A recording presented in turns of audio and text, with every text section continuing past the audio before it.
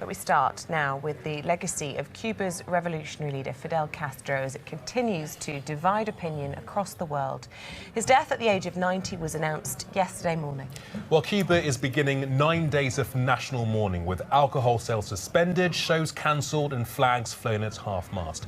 But it's a very different picture in Miami, where exiled Cuban Americans have taken to the streets to celebrate, while President-elect Donald Trump has condemned Castro as a brutal dictator. Well, joining us live now is Dr. Helen Yaffe, a fellow in economic history at the London School of Economics.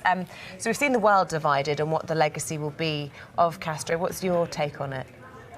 On Castro's legacy? Well, I mean, I think that's right. Opinions are divided, and, you know, the division is based on how you sort of assess his role in standing up to US imperialism and developing Cuba and so on, wherever you see his consistent presence as dictatorship or representing, you know, el pueblo cubano, the Cuban people, and so on. So one thing is clear, that he has had a major impact on, you know, 20th century history.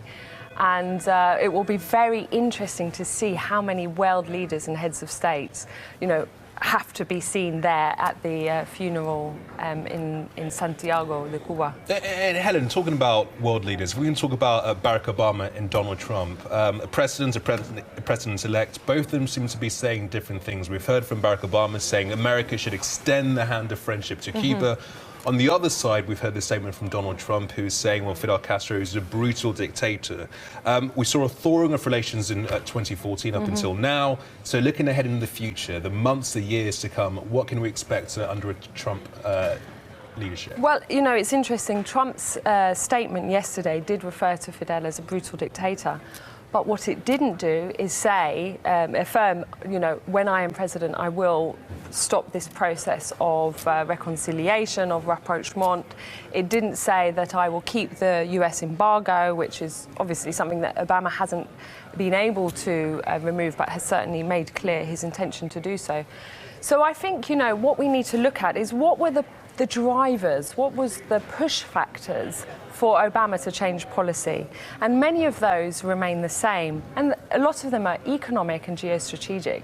So, you know, Cuba's role at the moment in regionally in the area in sort of a channel or gateway of Russian and Chinese investment into Latin America and the Caribbean.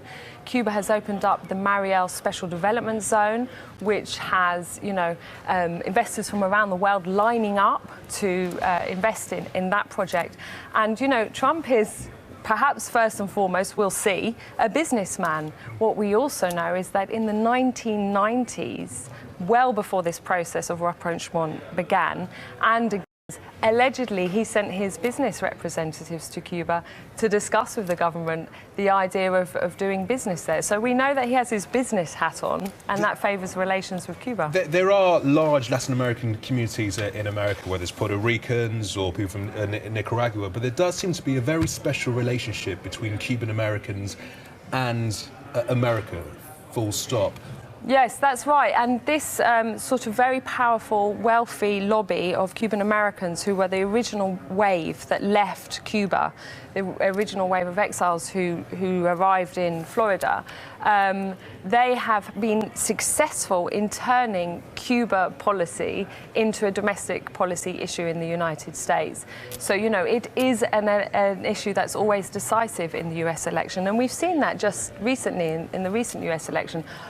Trump changed his position. Initially, he welcomed Obama's policy towards Cuba. He welcomed rapprochement. He said that Cuba should be brought into the fold. Only a few months ago, he told CNN that. But at the point where he became a very serious candidate for the presidency, he then did the inevitable. He went to Miami. He promised that sector in Miami that, you know, he would squeeze Cuba. He would make these demands of the Cuban government, and if necessary, he would take whatever measures, you know, that Obama hadn't taken as he saw it, to achieve that. Fascinating talking to you, Dr. Helen Yaffe from the London School of Economics. Thanks for coming in this morning. Thank you.